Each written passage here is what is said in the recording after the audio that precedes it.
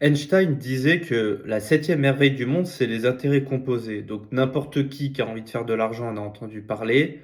Ça veut tout simplement dire que les efforts de l'année passée paient pour l'année suivante.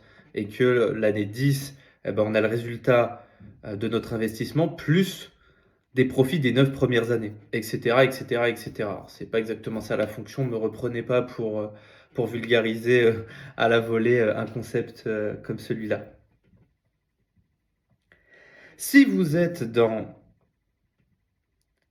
ma situation qui est un jeune qui n'héritera de rien et qui doit se faire par lui-même, le problème c'est que même en faisant un peu d'argent, 10, 20, 50, allez, jusqu'à 100K, les intérêts composés vont vous aider mais ne changeront pas votre vie. Parce que même 100K, bien positionné à 5%, il faut en attendre des années pour que ça paye et que ça et un changement de vie, un peu intéressant. D'ici là, j'aurai des gosses, des enfants et des charges énormes. Quand on voit le prix d'une maison en France ou d'un appartement parisien, je dis pas que c'est pas OK, hein, et malheureusement, j'ai pas ces 100K à investir, mais ça sera pas game changer, OK?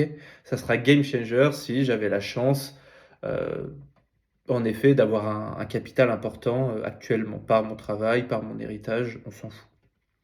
Mais alors, ce qui est intéressant, c'est qu'on peut utiliser en effet cette loi mathématique qui est une merveille du monde, en effet, les intérêts composés, sur nous-mêmes.